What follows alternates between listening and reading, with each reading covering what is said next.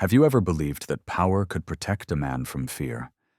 That wealth could shield someone from the one truth none of us can escape? Our own fragility? People often assume that a prince, especially one born into the vast, seemingly unshakable wealth of the Saudi kingdom, lives in a world untouched by helplessness. But what if I told you that in a quiet hospital room in Riyadh, a man who had stood beside kings and controlled empires found himself trembling not from pain, but from something far deeper, from loneliness? There is an old whisper, spoken casually, almost dismissively, as if the world has agreed on it long ago. Filipinos are good workers, but they're not truly exceptional. It rolls off the tongue as if it were a harmless comment. Yet inside it hides an insult, a quiet, persistent erasure of dignity. A soft lie repeated as truth. The shock came when one of the most respected physicians from a leading European medical institute carelessly echoed that same assumption during a conference. He had said it lightly, almost jokingly. "Filipinos? They're nice, yes, but not the ones you call in a crisis." The room chuckled. But months later, even he would admit he had been terribly wrong. Because when the crisis came, when every monitor in that prince's room sounded alarms and every expert from Europe, America, and the Gulf ran out of ideas, the only person who understood what was happening wasn't a world-renowned doctor. It was a Filipino nurse. Her name, at least the name we will call her, is Maria. A woman from Cavite, a daughter of a catechist, a former volunteer in her parish clinic who carried rosary beads not out of habit, but out of a belief that compassion was a form of medicine too. She had arrived in Saudi Arabia like many OFWs, hopeful, nervous, carrying 2 suitcases and a prayer whispered through tired lips. She was not meant to be near royalty. She was assigned to a private hospital, then later transferred temporarily to an elite wing reserved for high-ranking officials. She was no specialist, no distinguished scholar, no celebrated figure. She was simply Filipino. And on the night the prince's life began slipping away, when machines could no longer explain the sudden collapse of his breathing, when every doctor spoke in rapid, urgent fragments, Maria saw something that wasn't written on any medical chart. It wasn't medicine that saved him. And that is where the journey begins. Not with the prince, not with the illness, but with a quiet act that seems so small it almost doesn't belong in a story involving royalty and crisis. Yet this single act would unravel every assumption, every bias, every careless remark made about what Filipinos can or cannot do. A hand placed gently on his shoulder. A whisper spoken in Tagalog, even though he did not understand its words. A moment of stillness that defied the panic in the room. And from that moment onward, nothing would be the same. For her, for him, or for anyone who had ever underestimated the power of a Filipino heart. Maria's story never began with confidence. It began with struggle. Quiet, familiar, almost invisible to the world. Before she ever set foot in that royal hospital, before she ever touched the life of a prince, she was simply a young woman standing in a cramped provincial kitchen in Cavite, watching rainwater drip through a roof her family could not afford to repair. Her father's health had been failing for years. Her mother worked 2 jobs. Her siblings depended on her, and life seemed to demand more than she had to give. Illness was not a stranger in her home. It was an uninvited guest that lingered. The small clinic near their barangay did what it could, but medicine was scarce. Hospitals were far. Bills came fast. She remembered the night her father could barely breathe, and all the emergency room could say was, "We're full. Please wait." Hours later, he survived. But something in her broke that day. Not hope exactly, but something almost like innocence. People often think those who leave the Philippines do so out of ambition, but for Maria, it was hunger, debt, and a quiet desperation that pushed her forward. That same year, a distant cousin told her about an opportunity abroad. The pay was good, the training rigorous, the work exhausting. She didn't hesitate. She took every exam she could, studied late into the night, and prayed over every application form she submitted. But hardship followed her even beyond the Philippines. Her first job offer was in a clinic in Japan. Promising, but ultimately withdrawn because the facility downsized. Then she tried the United States. But her papers were delayed and eventually denied for reasons she was never fully told. Europe offered hope, but not certainty. She tried and failed again, and each closed door felt like a reminder that the world did not see her worth. There were days she wondered if she would ever escape the cycle her family was trapped in. Nights she cried quietly, wiping tears before her siblings could see. And in the middle of all that fear, life placed something unexpected in her path. The Philippines itself. Not as a burden, but as a guide. A Filipino doctor visiting from Manila had spoken to her during one of her volunteer shifts. He had looked at her report, then at her, and said, "You have something rare, Maria. You don't just treat symptoms, you see people." She didn't fully understand what he meant then, but it stayed with her like a seed. Later, a Catholic community in her town helped her gather enough money to attend a seminar for nurses applying to Saudi Arabia. They prayed over her before she left, blessing her hands with oil. She remembered feeling embarrassed, but also comforted. It was the first time she wondered if maybe, just maybe, the path she was meant to take wasn't one of prestige, but of purpose. Yet when she finally arrived in Riyadh, working long shifts in a foreign land, surrounded by languages she didn't speak and customs she didn't yet understand, she felt lost again. She questioned if she had made the right choice. She questioned her strength. She questioned her place. And still something faint glimmered in the background, small, fragile, but persistent, a sense that her journey was leading her somewhere she could not yet see. That the Philippines had placed something inside her the world had overlooked, that perhaps the answer to everything she feared was already growing within her. The night everything shifted did not announce itself with drama. It came quietly, almost humbly, like most miracles do. Maria had been assigned to the royal wing only temporarily, covering a shortage of staff. She didn't expect anything extraordinary to happen.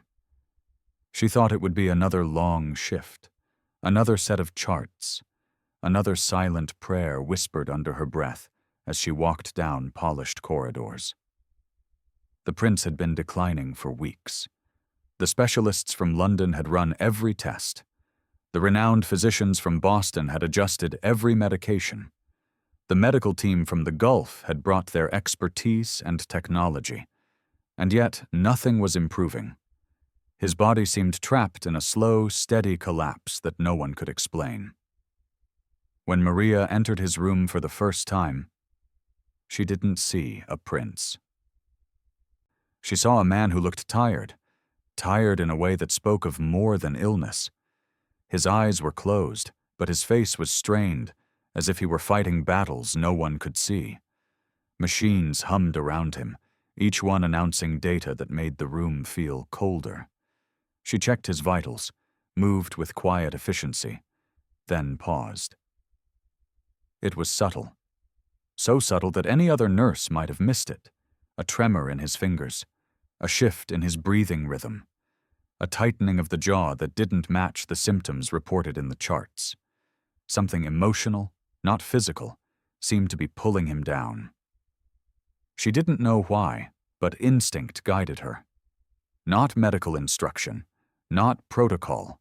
Something older, taught not in textbooks but in Filipino homes, Filipino churches, Filipino communities, where compassion is as common as air.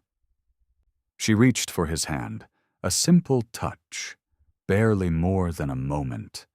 But the prince's breathing eased, not physically, but emotionally, like someone who had been lost finally sensing another human presence.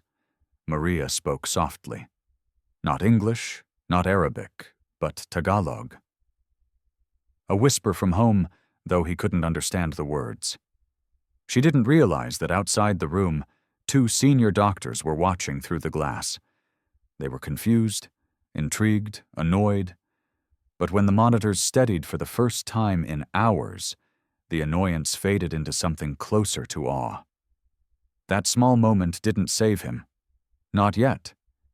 But it changed the trajectory of everything that followed. Because the next day, the prince asked for her. Not for the specialists, not for the European doctor with decades of acclaim. Not for the American consultant flown in at the government's expense. He asked for the Filipino nurse. And his family, bewildered and desperate, agreed. She didn't know why he wanted her. She didn't know that in his fading consciousness, he remembered a moment from decades earlier, a visit to Mindanao when he was still a young man, where a Filipino soldier had saved his life during a rebel attack. That soldier had held his hand the same way Maria did, steadying him, grounding him, reminding him he wasn't alone. Something about Filipinos had stayed with him, something he had never forgotten. And now, in his weakest moment, it resurfaced. For Maria, caring for him became something deeper than duty. She didn't know how or why, but every day with him felt like a bridge connecting her struggle with his, her homeland with his memory, her instinct with his survival. What she didn't realize was that this bridge was leading her toward a moment that would spill far beyond the walls of the hospital. A moment that would travel back to the Philippines, echo through the lives of people she had never met, and rewrite everything she thought she knew about her purpose. The world had failed him. Systems had failed him. Medicine had failed him. But something unmistakably Filipino was beginning to bring him back. What unfolded in the weeks that followed would change both of their lives in ways neither could have predicted. At first, Maria did not see it as transformation. She saw it as routine. Checking vitals, adjusting pillows, speaking gently to a man trapped between fear and fading strength. But something deeper was happening, something no machine could measure. The prince began to respond not to medicine, but to presence, to her presence. He looked for her when he opened his eyes. He calmed when she entered the room. He rested better when she prayed silently beside him. Other nurses performed their duties well, but with her there was a different silence, one not filled with anxiety or clinical distance, but with warmth. And warmth is a rare medicine in places built on power. One evening, after a long and difficult day, the prince began to tremble again, not violently, but with the subtle, unmistakable tremor of a man confronting a fear he has hidden all his life. The doctors had stepped out. The machines were steady.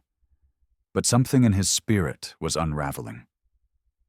Maria watched him, unsure of what to do, then remembered her mother's words spoken years before. When someone is afraid, anak, you don't always need answers. Sometimes you just stay. So she stayed. She sat beside him, rested her hand gently against his forearm, and whispered a prayer.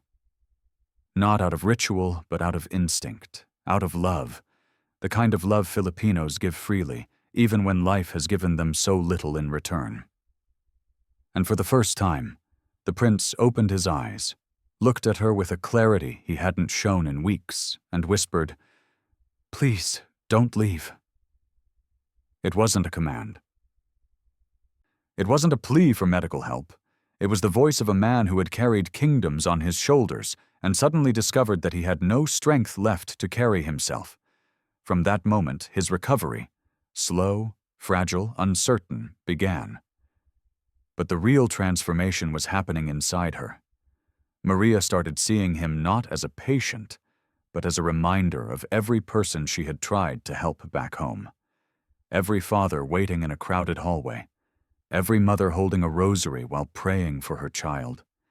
Every neighbor who shared a smile despite hunger. Every Filipino who had taught her that suffering does not have to make us hard. It can make us kind.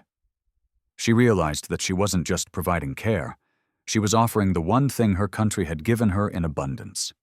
Compassion that refuses to die, even under the heaviest burdens. The prince felt it too. He told her, sometimes in broken English, sometimes in gestures, the truth he had carried quietly since his youth in Mindanao. "Your people, they are different," he whispered one night. "You carry light, even when life is dark." Those words stayed with her, sinking deep into the parts of her that had been worn thin by hardship and doubt. She had come to Saudi Arabia believing she was escaping something. Instead, she discovered she had brought the Philippines with her, its faith, its resilience, its quiet heroism. His breathing grew stronger, his eyes clearer, his nights calmer. And Maria, who had once questioned her worth, began to understand a truth she had never allowed herself to believe. She was enough. More than enough. And the world was finally beginning to see it. When the day finally came for the prince to sit up on his own, the entire medical team gathered. Not out of protocol, but out of disbelief. Doctors who had once spoken with the confidence of expertise now watched in humbled silence. He was still weak, still recovering, but he was present in a way he had not been for months. His eyes followed the sounds in the room. His hands no longer trembled. His breathing steadied with a quiet, determined rhythm. And yet, when they asked him what he needed, he didn't ask for equipment or specialists. He asked for Maria. She entered gently, almost shyly, still wearing the simple scrubs she had worn since the beginning. She didn't see herself as the hero they saw. She didn't feel like she had done anything extraordinary. But when he looked at her, truly looked at her, you could feel the atmosphere shift. There was gratitude in his expression, yes, but there was also something deeper. Recognition. "Your hands," he whispered. "They reminded me that I was still human." The room fell quiet. Medicine had kept him alive. But something uniquely Filipino had brought him back to life. As he continued to heal, he spoke more openly about the soldier in Mindanao who had once risked his life for him, about the Filipino workers he had met over the years who had shown him kindness far beyond their duty, about the people who had nothing yet gave everything. He said he had felt it again through Maria, the same light he had witnessed decades earlier. "She saved me," he told his family, "not with medicine, but with heart." Maria struggled to accept his words. She thought of her cramped home in Cavite, the nights she wondered if she was good enough. The countless shifts where no one noticed her effort, the hopelessness she had carried across oceans. She had never imagined her quiet strength could change the life of a man whose decisions shaped nations. He asked to meet her family over video call. He thanked them for raising a daughter who carried compassion the way others carried prestige. He told them she had reminded him of faith, the faith he had lost not in God, but in people. And in a moment that Maria would remember for the rest of her life, the prince placed his hand over his heart and said, "Your country, your Philippines, restored me." Those words traveled far, through nurses, through the royal household, through OFWs who whispered the story in break rooms and late-night buses. But they also traveled inward, settling gently in Maria's chest, healing the wounds she had carried for so long. She understood something then. The Philippines had not been her burden. It had been her strength. Her compassion was not small, it was powerful. Her kindness was not simple, it was holy. Her resilience was not survival, it was grace. And so her story became more than a personal triumph. It became a quiet reminder to the world that in a time filled with division, conflict, and fear, there still exists a place whose greatest export is not labor, but love. A nation that rises again and again, not through wealth or armies, but through spirit. A people who heal not just with knowledge, but with warmth that transcends borders and titles. In a world searching for proof that compassion still exists, the Philippines stands as that proof. Because sometimes, the miracle you're waiting for does not come from power. It comes from a Filipino nurse holding your hand, whispering hope in a language you don't understand, reminding you that you are not alone. And sometimes, that is all a dying man needs to live again. When the prince was finally discharged from the hospital, the moment felt almost unreal. The courtyard outside shimmered beneath the Riyadh sun, and attendants lined the pathway, watching as he took slow, steady steps toward the waiting car. Cameras were deliberately absent. This was not a public spectacle. It was a private victory, one that belonged not to the kingdom, not to the doctors, but to the quiet resilience of a woman from a small barangay thousands of kilometers away. Maria stood a short distance behind him, hands folded, eyes lowered out of habit. She didn't expect him to turn around. She didn't expect him to speak. But he did. He rested one hand on the door of the car, paused, and with the gentlest tilt of his head, glanced back at her. In that brief moment, he was not a prince. He was simply a man grateful to be alive. "Thank you," he said softly, "for giving me back my breath and my peace." She didn't know how to respond. She only nodded, her heart swelling with the kind of fullness that cannot be spoken, only felt. News of his recovery spread in quiet waves, not headlines, whispers. Filipino workers in Riyadh began telling the story among themselves, passing it from one group to another. A Filipino waiter at a hotel heard it from a driver.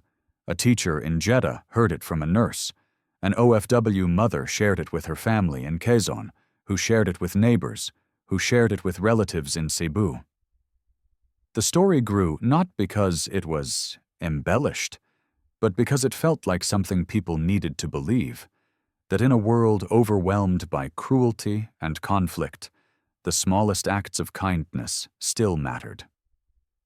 That ordinary Filipinos, people working far from home, often unseen, often underestimated, carried a power the world consistently failed to measure.